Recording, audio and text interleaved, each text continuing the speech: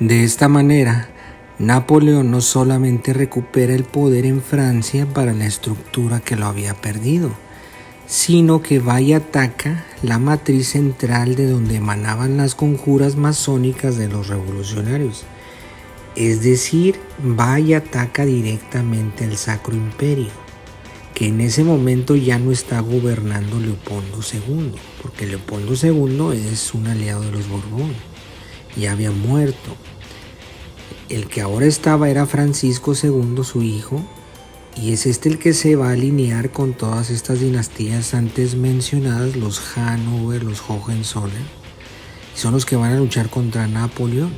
Y Napoleón, así empiezan las guerras invadiendo Austria. Entonces, esto se ha tratado de tergiversar, aludiendo que las potencias extranjeras iniciaron las hostilidades bélicas contra el gobierno revolucionario por defender a Luis XVI y también para evitar la propagación de los movimientos subversivos dentro de sus territorios. Y para ello se argumenta la famosa declaración de Pillnitz, un ultimátum que supuestamente las potencias extranjeras le dieron al gobierno de los revolucionarios franceses para que liberaran al rey, para que desistieran de ese gobierno, etcétera, renunciaran al gobierno y todo eso.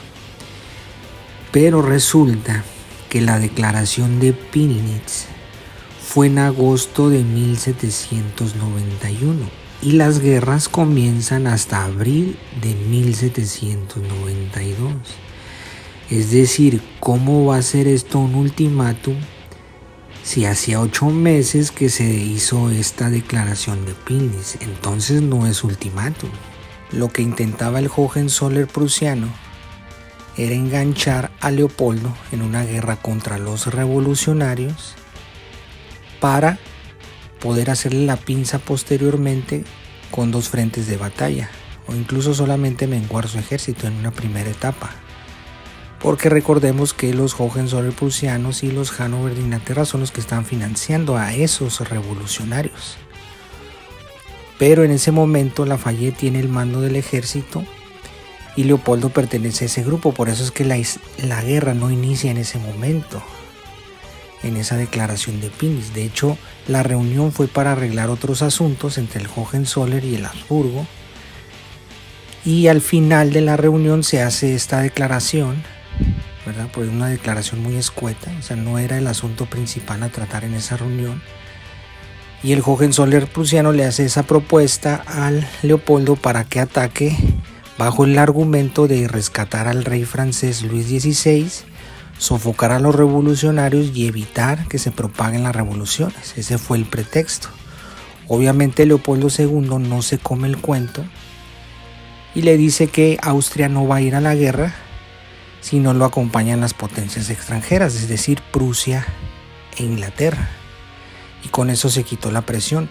Obviamente ellos no iban a ir a la guerra porque los primeros revolucionarios eran financiados por ellos. Entonces, cuando envenenan a Leopoldo II, al mes siguiente es cuando inician las guerras, porque el que las va a iniciar es Lafayette. Son 3 ejércitos los que inician con la invasión a Austria. Esos 3 ejércitos estaban bajo el mando de Lafayette.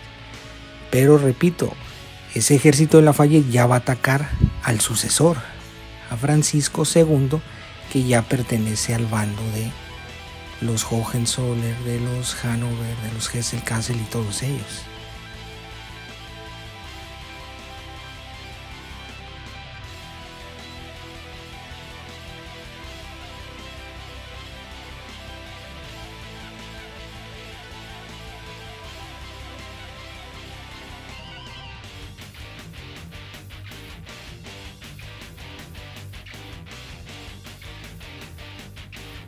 Por tanto, Napoleón es el que va a propiciar la destrucción del Sacro Imperio Romano Germánico, el Primer Reich. Tomó los territorios y recuerden que Francisco II, para evitar que Napoleón se autonombre emperador, lo desintegra en varios territorios y se va a quedar nada más con Austria. Por tanto, Napoleón toma todos estos territorios y comienza a dejar a testaferros, repartiéndoselo entre familiares y sus generales más cercanos. Por ejemplo, a su hijastro le dejó el Gran Ducado de Frankfurt, que era el territorio de los Rothschild. Y además él ya poseía los títulos de rey de Italia y príncipe de Venecia. Entonces, de esta manera Napoleón, tiempo después, se va a autonomar emperador de Francia, pero en realidad tenía casi todo el control de Europa porque se quedó con los territorios del Sacro Imperio. Entonces, la élite que controlaba esta facción no restauró a los Borbón porque la verdadera guerra apenas iniciaba. Se necesitaba entonces a un líder militar destacado como Napoleón para toda la avalancha que se venía encima, toda la colisión que va a venir después. Entonces la ficha Borbón ya estaba jugada, ya había sido derrotada. Entonces, si bien es cierto que al vencer después a Napoleón, años después, las potencias restauraron a la monarquía y pusieron a un Borbón a cargo, ese Borbón en realidad era un rey bajo subordinación de Inglaterra. Sí, es decir, la Inglaterra que sembró la primera revolución en Francia contra los Borbón. Es decir, la casa Borbón estaba dividida. Por ejemplo, el primo de Luis XVI, el duque de Orleans, mejor conocido como Felipe Igualdad, votó a favor de la ejecución de Luis XVI. Recordemos que Luis fue arrestado en este intento de huida, por lo cual se le va a abrir un juicio y en ese juicio se vota para su ejecución. Bueno, su primo fue uno de los que votó a favor de que lo guillotinaran. Entonces, y no es extraño, pues la animadversión ya tenía tiempo.